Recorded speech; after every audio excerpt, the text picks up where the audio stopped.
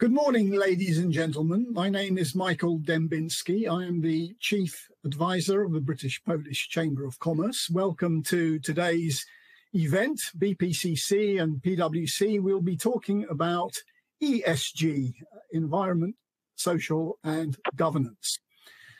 If I go back 40 years, 1982, annual conference of the Confederation of British Industry, and there was a debate about what the company is for. Some of the biggest companies in the UK, their CEOs were debating why companies exist, what is their purpose. And the answer at this time of Margaret Thatcher, Ronald Reagan, deregulation was simple. It was to make money for shareholders. That's it.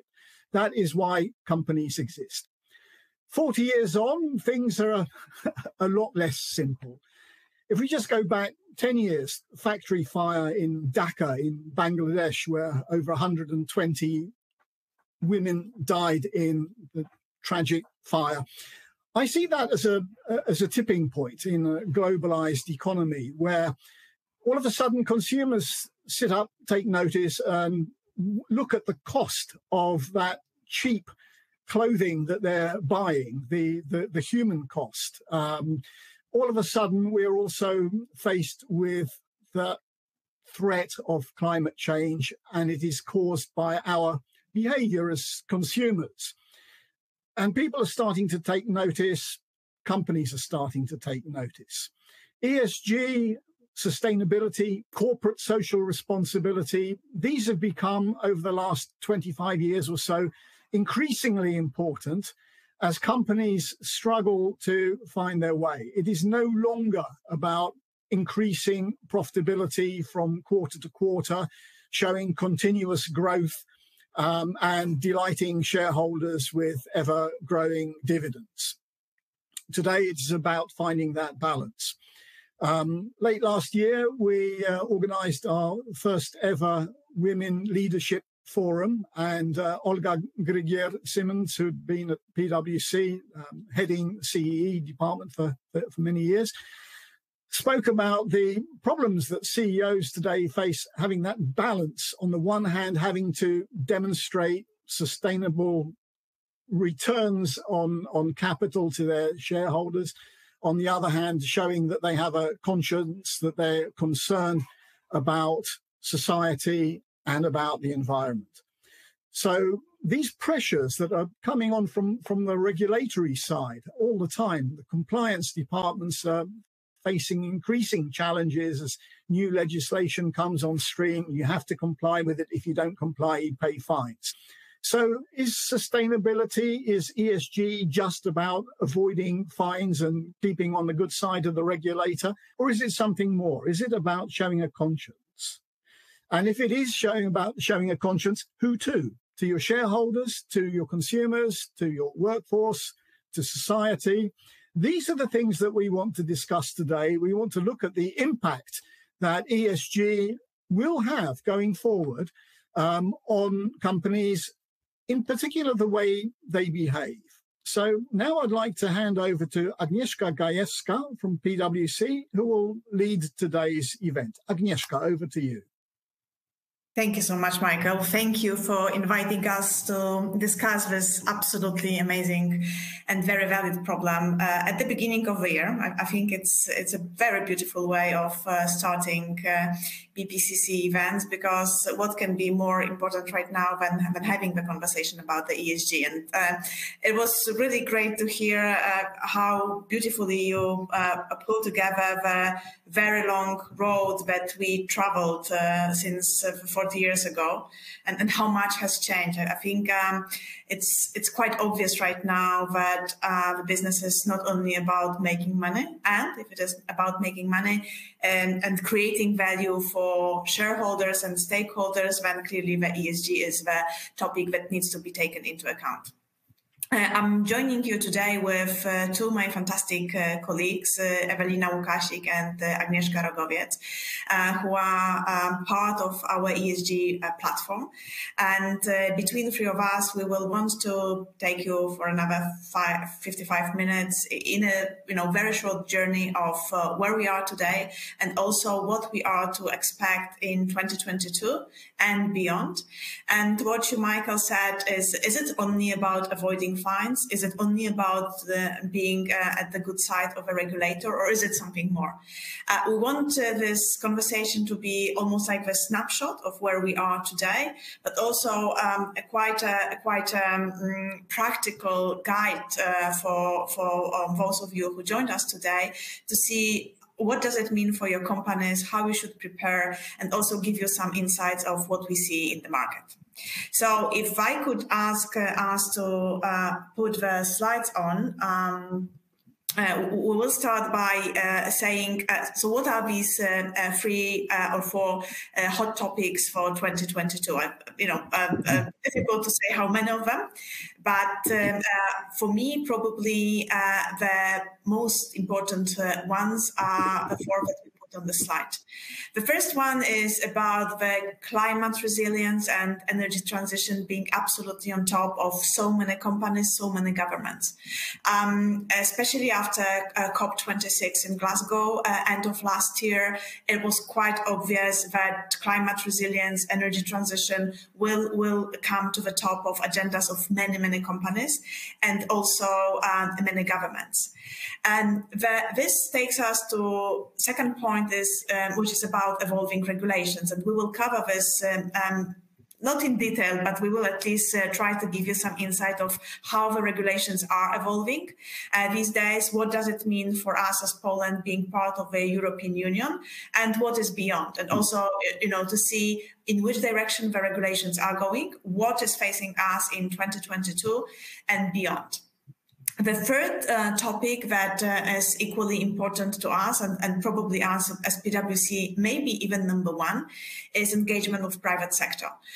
Even though COP26 is about the conference of the parties, and parties are pretty much the governments, it was so clear that the private sector has the role to play if we are serious about the carbon transformation and if we really want to go into green transformation very soon.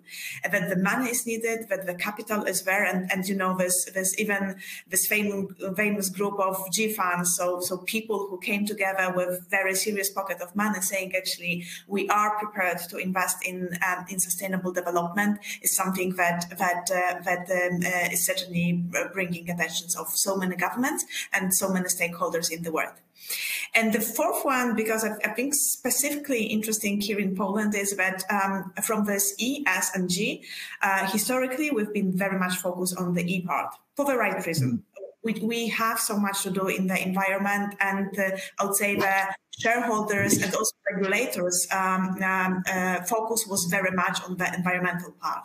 What we're seeing or have been seeing for the last couple of months, if not years, is that there is like the increased importance of this S factor. So everything that has to do with social and to some extent also with the governance. So we will cover this a little bit in more detail, just to make sure and for you to understand that it is not only about the environment. The social and the governance part needs to be also balanced for us to be able to say that we have like the sustainable ESG strategy and operations.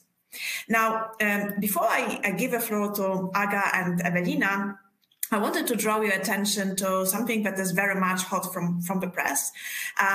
Each year, as PwC, we publish somewhere around Davos, that has been called off this year.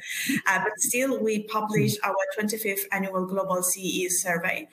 The CEO survey historically has been very well attended. We are asking the CEOs of the biggest companies around the world about what is driving them, where they see the biggest challenges, where they see the biggest growth value. And This year was another year which was clearly very difficult when we look at 2021 and full of hopes for 2022. And I wanted to focus your attention to what we published literally on Monday, is that when you look at questions we ask the CEOs around broadly defined in ESG, there are like 4 things I wanted to draw your attention to. One is that, first of all, when you look at the CEOs from our part of the world, so the Central Eastern Europe, 33% of them said they are extremely worried about the impact of climate change of their business. And additional 30% is moderately concerned. So it means that around 63% of the CEOs in CEE do believe that climate change is going to impact their business in a considerable way. The second thing is that globally, if you look at the 3 top threats or the 3 top challenges that the CEOs are talking about is cyber, is health, and ESG is number 3. So I think it's quite obvious that the needle has moved, and it is quite obvious that the ESG is very high on the agendas of CEOs. If I come back to the first point about CEOs expressing their worry about the impact of climate change on their business, what we also observed that between the last year survey and this year's survey, we've seen the gap that was existing between the CEOs from CEE and globally. So we really saw that the CEOs in CEE were not that concerned. They didn't pay that much attention to ESG. This gap has significantly narrowed throughout only 12 months. So for me, it just shows that this awareness building that we are trying to do, what the governments are trying to do, what the regulators are trying to do, and also what the businesses like almost self-imposing on themselves, has an impact of how our CEOs in Central and Eastern Europe are thinking about ESGs. So this is like the glass half full picture. The glass half empty picture would be that despite this fact that so many CEOs are saying that climate change is a big topic for them, only 22% of the firms that we talked with made their net zero commitments. Around 30% are in progress, and 1/3 totally doesn't have any commitments at all. So I would say it shows that we are still at the beginning of the road. The journey has started, and we can see that that people are accelerating. But if you look about the very concrete actions or very concrete commitments, like for example scientifically driven net zero commitments, we are still at the beginning of the road.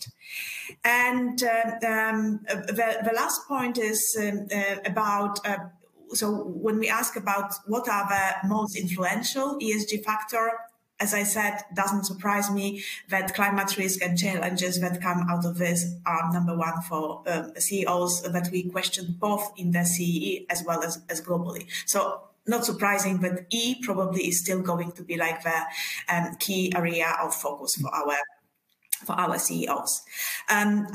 We have here that we will share the presentation with you after this event, but and also here you will have a link to our CEO survey. As always, for me, it is a very fantastic piece of information to get some understanding of what is in the minds and hearts of the CEOs. It's good to see that that ESG is higher and higher on the agenda, but clearly, if you are interested to get a little bit more information about it, you can follow the link and read it. Now, after this, I hope in the intro that gave you a little bit of a view of what we want to cover today, I will give the floor to my colleagues to give a little bit more detail about what is on the agenda and what is hot in 2022. Thank you, Aga. Thank you very much for this amazing intro, as always. So let me move now to describing in more detail our top priorities. What is still on top of priorities in 2022? Definitely this is climate resilience and energy transition, which will continue to be the main ESG factor. COP26 that was held in December 2021 clearly indicated that emissions reduction is still priority number one, even though we are unable to phase out fossil fuels. And as for the end of 2021, more than 130 countries have set or are considering at least target of reducing emissions to net zero by 2050. New green products that are and will be present at the market, comprising, among others, green bonds and sustainability-linked loans. It is worth to mention here that last year was a record year for green finance, with over $350 billion issued. Based on our further observations, another aspect that can be included on that list are investments in technology and in innovation. EU introduced support instruments such as the EU Innovation Fund, which support across all member states highly innovative technologies as well as industrial solutions for decarbonizing. Other funding that is available at the market comprises, among others, recovery and resilience facilities, as well as InvestEU programs. Also, coal will be losing the appeal as a profitable investment, and the carbon offsetting is becoming one of the mainstreams these days. What we can see also from the COP26 that more than 40 countries committed to shift away from coal. And the interesting fact is that offset market value more than tripled over the past 3 years, which is huge. And now I will give the floor to Ewelina, who will briefly discuss next topic, which is related to regulatory aspects. Thank you, Agnieszka. Good morning, everyone. Thank you for a really interesting introduction. I will now briefly present the legislative aspects of the EU Green Deal, which is a plan to make European Union more sustainable through investments in such areas as clean energy,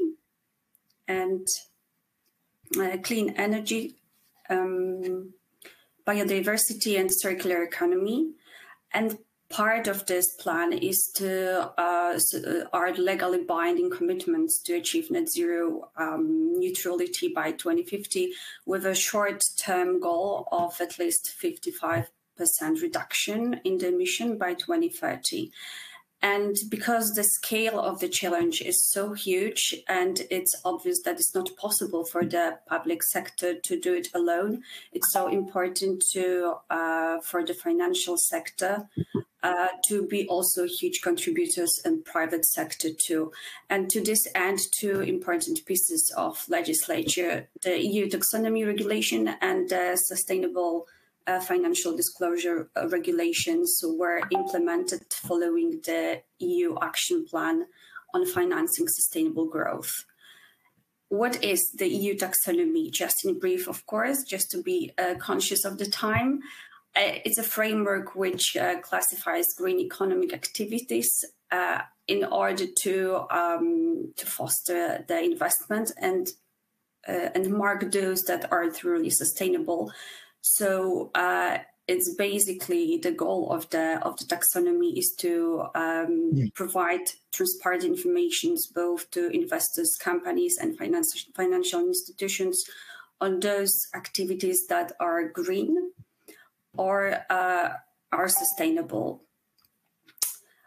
One last piece of the legislative picture is CSRD, so the Corporate Sustainability Reporting Directive, which is a step change in reporting and in the assurance of non-financial information.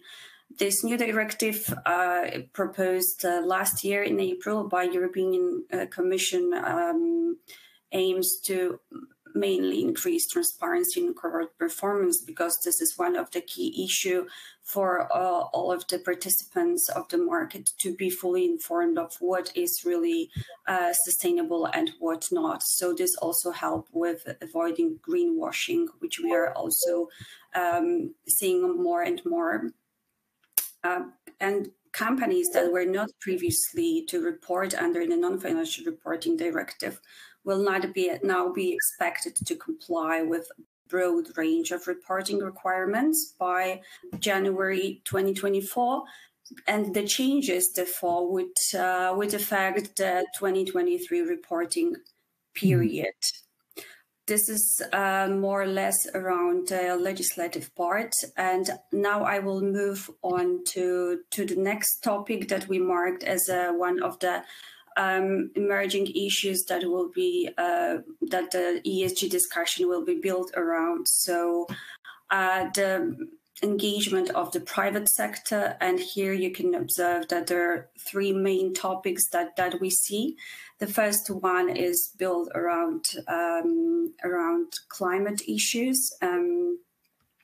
So countries are under pressure to up their climate ambitions, and the private sector has also been pushed by both investors, employees, and consumers to make meaningful actions. And because of this increase in regulatory and consumer pressure for climate action, we see a record number of sustainability commitments. And like it was already mentioned by Agnieszka, COP26 held last year clearly indicated that emission reductions is a top priority, not only for countries, but also for companies. And when it comes to multinationals, we see that there's over 1,000 companies that committed to set 1.5 net zero goal.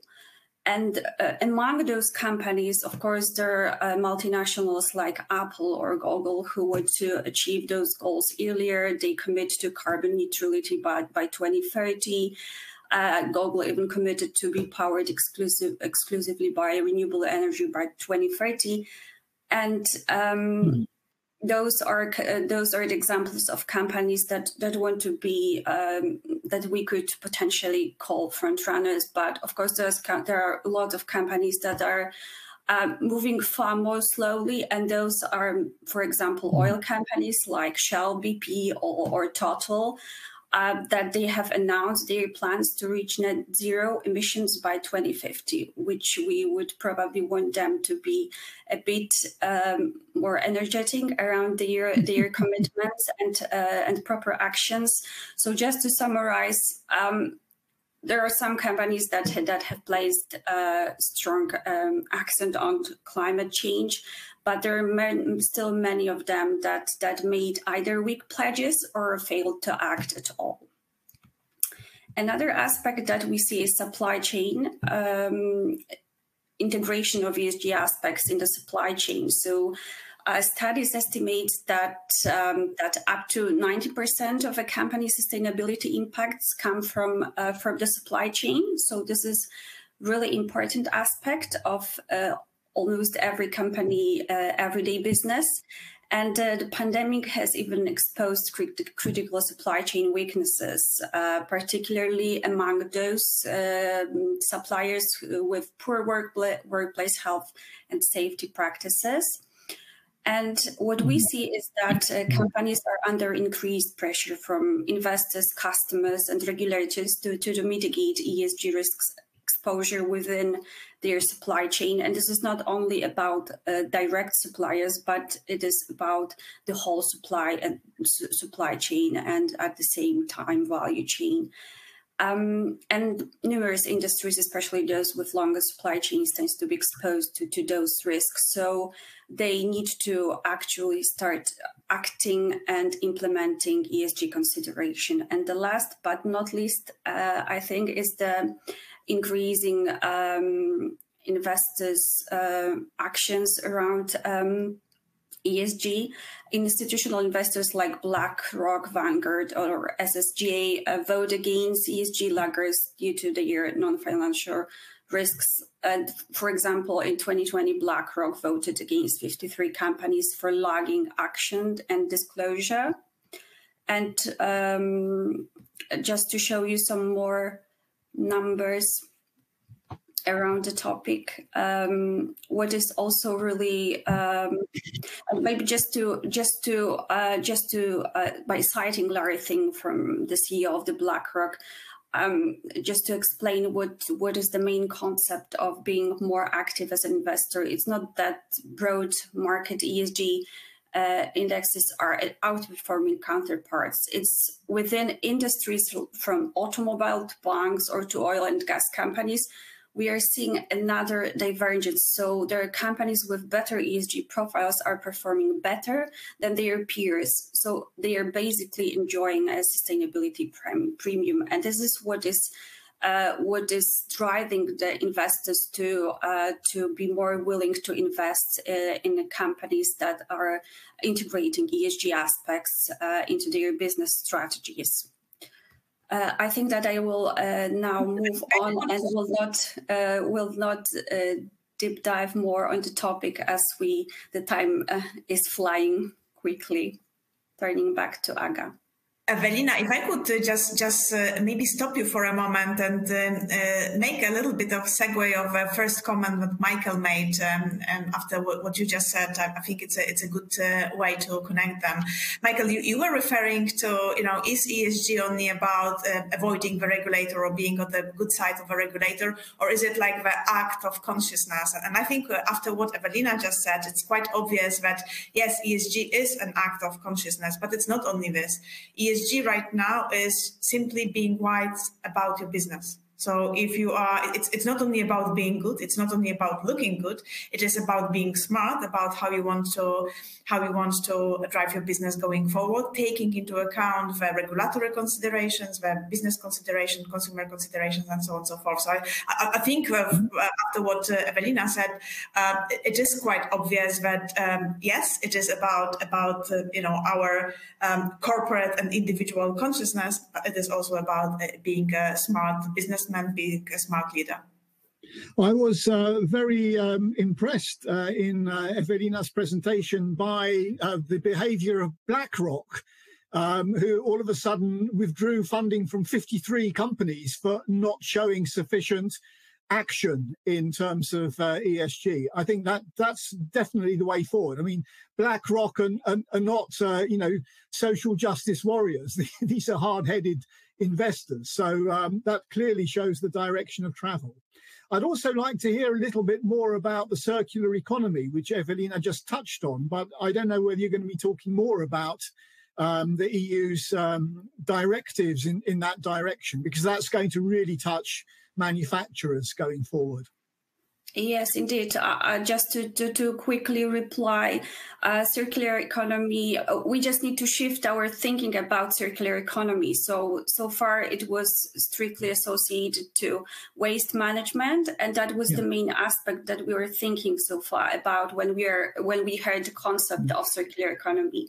But the key issue is just to think about upward and downward stream of the circular economy. So the starting with the production part, so the concept of the product. So before you even start producing things, any kind of product, you have to think about at this stage about circular economy, and you have to finish with your consumers. So when having the product on the market already, you have to think how you can engage with your customers to teach them, first of all, to make them aware that the product is to live longer. So starting with the concept of the product, but also finishing at the end of the whole journey. So when the product is provided to the customer.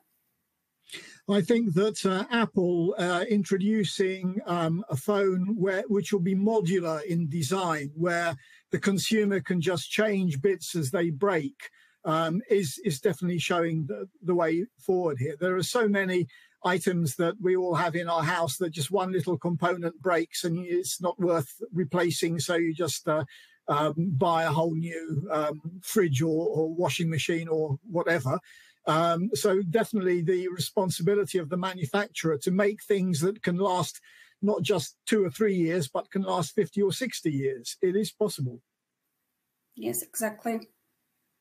This example with fridges was very, very, very good, because I remember my grandma's telling me having a fridge for 25 years or more. And nowadays, this fridge will live for up to 5 years until your insurance expires, and then you have to replace it with the new one. Okay, I think having said that, we can maybe move to another important aspect, which was already mentioned by Aga at the beginning, that not only E, but also the spotlight on the S is rising. And let's now focus a little bit on social part. The S factor, as you may all be aware, is a very wide variety of aspects that comprise, among others, human capital, product liability, stakeholders, as well as social opportunities.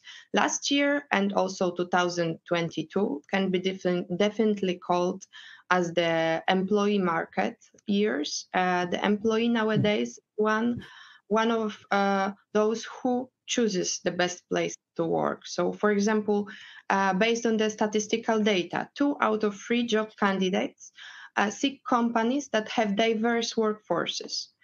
At the same time, ongoing COVID-19 and climate change already affected the health of the whole communities. And that is one of the reasons why healthcare will be one of the top priorities too. Yeah. So investing in diverse and inclusive environments, reducing inequalities, as well as fostering positive social outcomes is set to become one of the key concerns from the investor's perspective for the new year.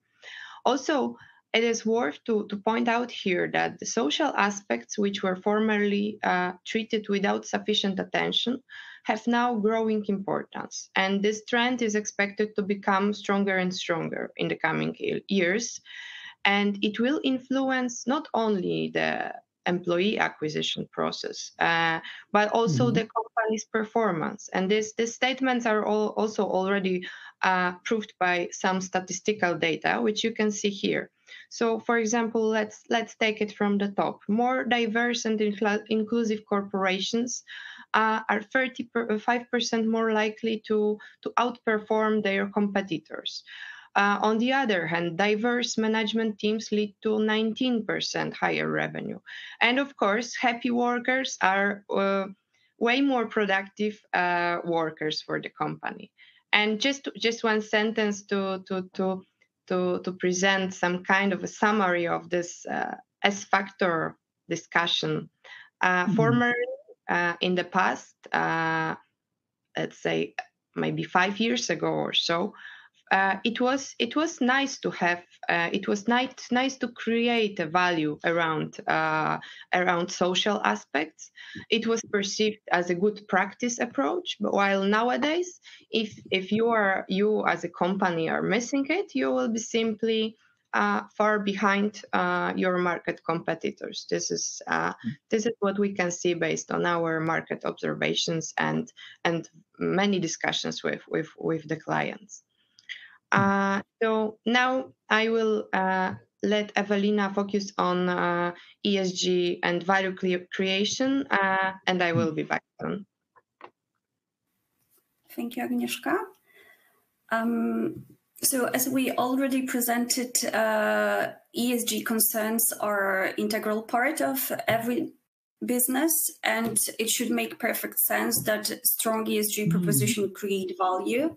And now we are going just to present how we understand this general framework and what are the key ways to create the value applying ESG thinking to your business strategy.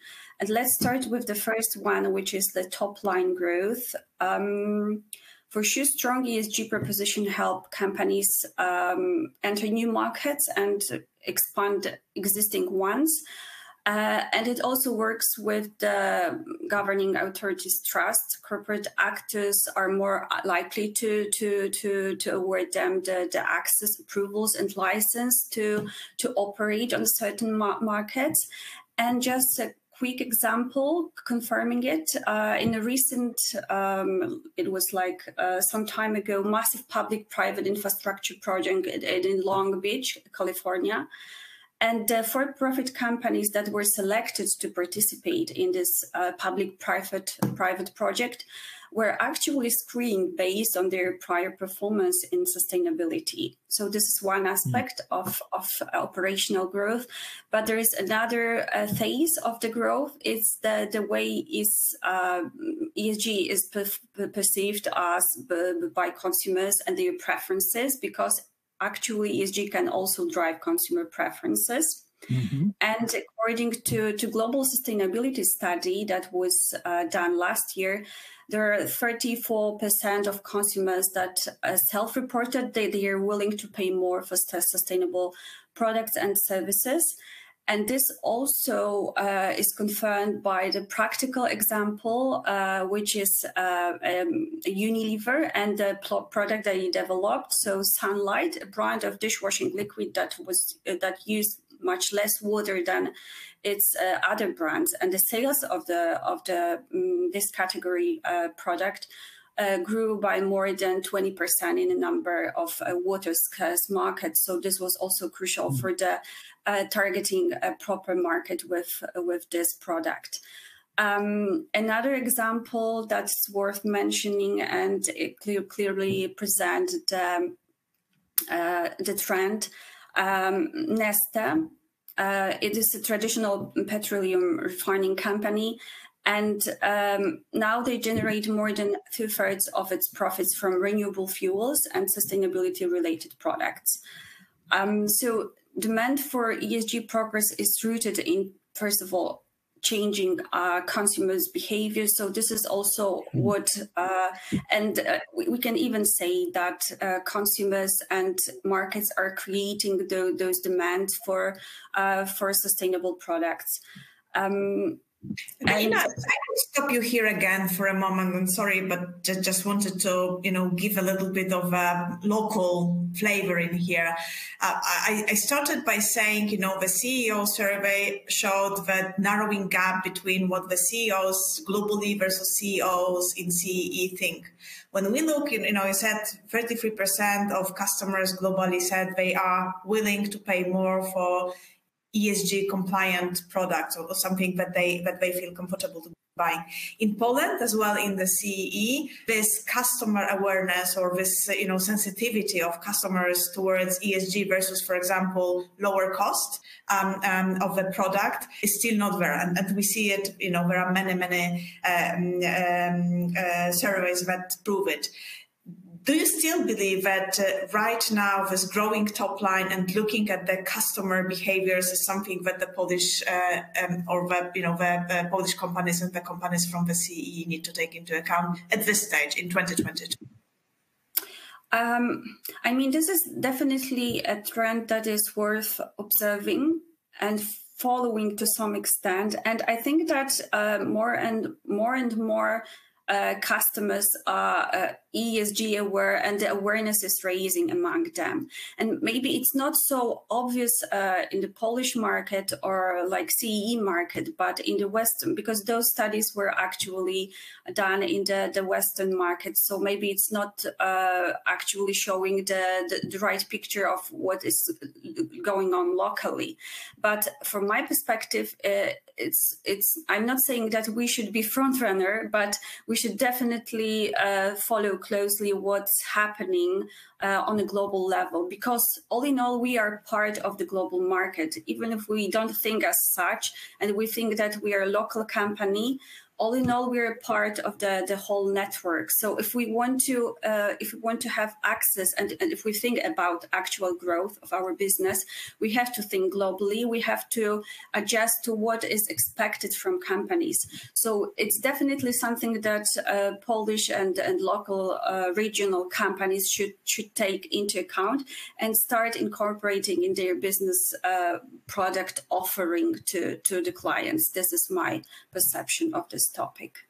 So mostly when you export, yes, what I'm hearing from you, or if you are part of a global chain, then it is something that you need to take into account, even though, the Polish customers or the CE customers might not be there yet. It might, pretty much bite you because of being part of a global chain or export to Western European countries.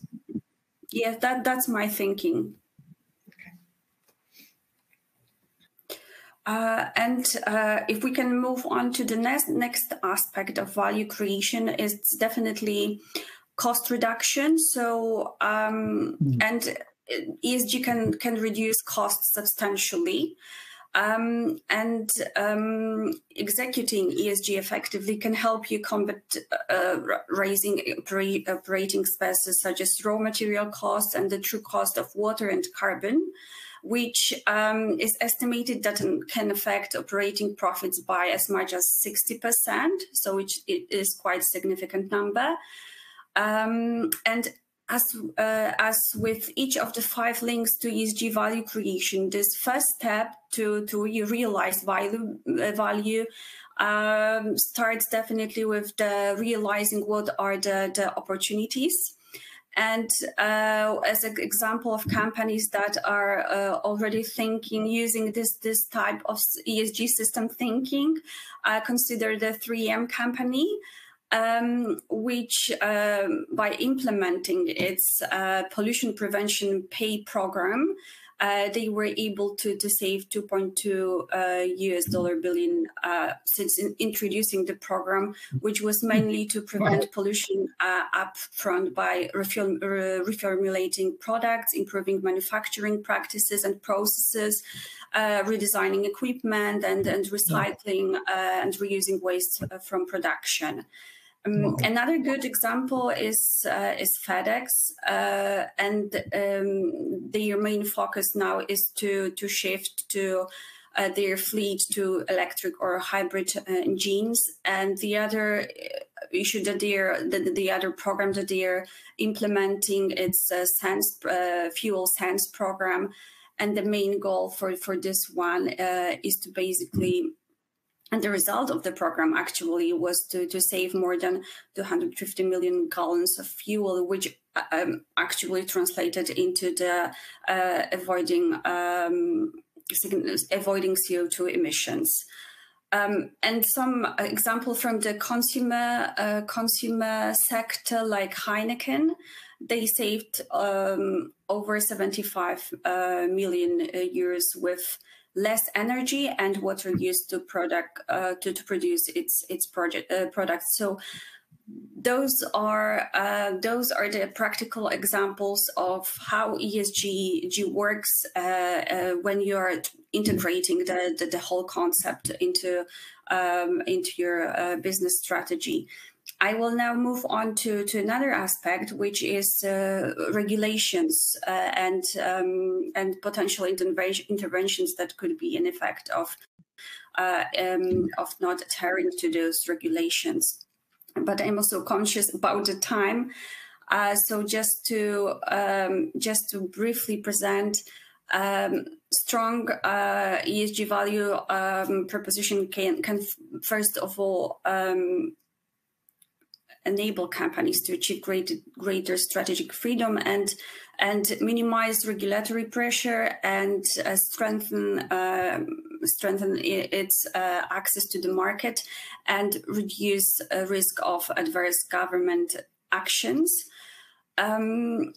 And this also this is also a chance for companies to be subsidized by government, and this is actually a stake that might be higher than we all think, because studies show that typically 1/3 of corporates' profits are at risk from state interventions, and also there are studies showing that that regulation impacts vary from industry to industry. But for example, for pharma and healthcare, the profits at stake are about 25 to 30%.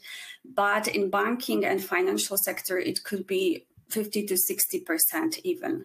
So this is actually a really crucial aspect to consider, not only from the compliance perspective. I think I will now move to Agnieszka to follow the topic. Thank you, Ewelina. So we are coming back to S again. Another important aspect of value creation is increasing employee engagement and productivity at the same time. So a pretty strong ESG proposition can help companies to attract and also to retain quality employees, strengthen employee motivation by implementing a sense of purpose and by increasing productivity at the same time. Also, employee satisfaction is positively correlated with shareholder returns. So the research shows that engaged employees are 17% more productive than their peers. And engaged employees are also more likely to work diligently, are more likely to put efforts in their job, driving innovation at the same time. I would like to mention here some examples of employee engagement. So first of all, the rule of listen to your employee's voice. So a weaker ESG proposition can simply decrease the productivity, while a sense of higher purpose can inspire them to perform much better. And the best and pretty obvious examples of issues with employees are strikes, slowdowns, and other labor actions which may arise within the organization. Another example is retain talents. How this can be done? So it can be done in a couple of ways, such as providing upskilling opportunities and help employees during their career path. Also providing and securing proper internal communication, which also includes grievance mechanism for employees, as well as securing engagement with leadership, which is important, and this definitely facilitates the growth of employees.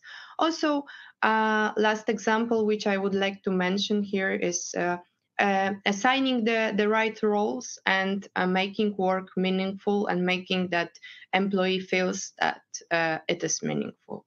And again, important question: why it is worth to put such effort into employee engagement? So I will come here with a real life example of Patagonia clothing company.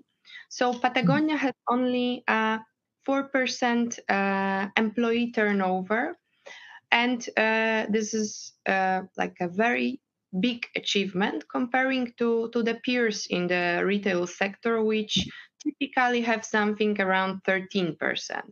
So here comes another question: why is that? So Patagonia, what they are exactly doing? So they are promoting, first of all, women into leadership roles. They are hosting childcare at their facilities. And also the company hires activists, employees, and encourages peaceful environmental protests. So they are accepting basically most of the attitudes which are presented by their employees, and that's why the result is only 4%. I see that we have only 12 minutes. Sorry. So I will move now maybe to point number 5, which is optimizing investment and capital expenditures. Again, strong ESG proposition can enhance investment returns by allocating capital to more promising, more sustainable opportunities. For example, investments in renewable energy sector. But it can also help the companies to avoid investments that may not pay off in a long term due to long-term environmental issues. Moreover, strong ESG credentials can, for example, reduce costs by 5 to 10% by focusing on, for example, operational efficiency. Furthermore, the excellence reduces transition risks by helping companies staying ahead of the changes in regulations, which we mentioned earlier. And an example which is really suitable while we are touching this topic is company PKP Energetyka, which launched the largest traction energy storage in Europe. And thanks to that installation, this installation will allow to significantly improve the efficiency of energy transmission for the railway network. Additionally, the storage tank, which they implemented, uses an innovative solution which improves the quality of electricity efficiency and the use of RED again. So we will now finish about value creation and about examples, and we will move to a more theoretical approach, how to actually prepare your company for changes, what to do. And to show it, we hope this is a nice way to show it. We use a scheme of the so-called 3-step approach. So step 0, which consists of key considerations, which needs to be undertaken at the beginning of your journey. Then step 1, defining your ESG baseline, and step 2, ESG strategy and value creation, which we discussed in details couple of minutes ago. So at the beginning of your journey, of the company's journey, the company should focus on key considerations such as ambition, materiality, future-proofing, business care, as well as value creation and company's engagement. That these considerations will serve as a basis for the next steps. So step 0 is simply finding a step which consists of finding some answers to questions such as what level of ambition do you want to aim for? Do you understand what is important to the suppliers as well as to the customers of your company? Does the company management team understand their alignment with the wider sustainable transformation? Also, what is the right approach to push for a change? How you can use ESG to identify opportunities, and also how to define actually and measure the KPIs, ESG KPIs. So then there is a ESG baseline, which main objectives are defining and assessing the compliance against the regulatory, environmental, health and safety status, as well as at the same time identification the areas of potential concerns related to all the aspects which are hidden under ESG. Based on that result, then the company defines gaps, develops priority action plan, as well as implementation to track its performance. So as a result of a baseline and what might be considered as an added value to that step. So, well, I listed 3 main advantages. So first of all, clarification of the status of the existing status of main ESG elements at the company's level. Also understanding what others, competitors from particular sector are doing, as well as understanding the main gaps and actions which simply need to be undertaken. And then we come to step 2, which is dedicated to conducting some kind of verification, creating strategy, selecting KPIs, and finally reporting. So the strategy which is formulated should be done by pulling together all the information from previous stages, and then decided on the core KPIs that will measure the company's progress, and also that verify the ambitious. And finally, we come to the step of reporting and report publication if the company is, for now at least, required to do so. So that was in a really brief way, a summary of very long way ESG path which the company needs to undertake. And now we will move to maybe a couple of interesting, from our perspective at least, examples how it was done in practice. So Ewelina, the floor is yours. Thank you, Agnieszka. Yes, Agnieszka just presented the whole concept of preparing company and building the ESG awareness, but also using the proper tools. And here are the practical examples of how the whole concept is integrated into ESG business, into the business strategy. So then we don't have like separate strategies, but we have one strategy that is at the company level. And we selected, there are many more companies that are already setting goals and implementing the concept, but we selected here 3 examples.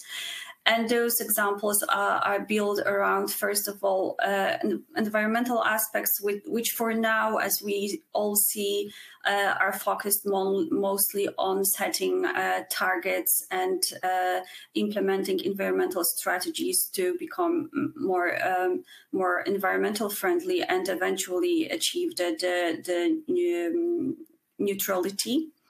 And as you can see, all of the companies that are here set those targets. The other aspect is more about social part. So it mostly concerns supply chain management. And as you can see, there are companies like Nestle that is addressing social and governance aspects concerning supply chain on the board level. And this also like referred to our initial discussion that we started the webinar with, who should be actually responsible for ESG topics. And this is clearly presenting that those should be on the top of the company priorities. This should be assigned to the board level, and just to sum up, very important topic that companies are recognizing is diversity and inclusion and gender equality, which is also presented here, like in Tesco example, or Nestle, or ArcelorMittal, so you can see it. I will finish here because we have only 3 minutes left, and we'll hand over to Agnieszka.gajewska. Thank you so much, Ewelina. It's really, time flies when you talk about ESG. So very, very quickly, we want to wrap up by saying that I realize that we only whet your appetite on a couple of topics that we just managed just to mention in here instead of going into detail. But clearly we are where we are, and 1 hour is absolutely nothing to cover the ESG topics. More than happy to expand on them on the individual basis with you, or maybe we will find another formula to interact with you. Here I just wanted to draw your attention to a couple of our reports and sources that we believe might be useful for you. You will see the reports that we prepared both for the Polish market as well as global. These include our tests and surveys in the market, and also proprietary information and reports on different things, like, for example, how to use technology for ESG, or how ESG will play a role in different sectors, like, for example, retail or real estate. Of course, we would be more than happy to interact with you. So if you have any questions or want to discuss anything after this call, we would be absolutely more than happy to refer and get back to you to have a conversation about your journey in the ESG, and also what you are to expect in 2022 and beyond. Michael, I think on this happy note, I will give the floor back to you. We have only 1 more minute, so back to you. Thanks very much, Agnieszka and Ewelina. I think it was an excellent presentation of where we are at the moment. I think there's some really great case studies. Nothing speaks louder than the case study of a successful corporation that shows that it can be done.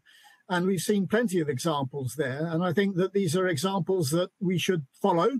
The roadmap is there. It's quite clear. This is not rocket science. This is the direction of travel. This is what companies will have to be doing in order to satisfy their employees, their investors, and consumers who buy their products. It's also good that all we've done is touch the tip of the iceberg, whetted the appetite. There's plenty of knowledge around, as we've seen from PwC. So with that, I'd like to thank everybody for joining in, for taking part, listening. I wish you all the best in your own company's ESG journey. Thank you very much. Thank you so much. Thank you. Thank you.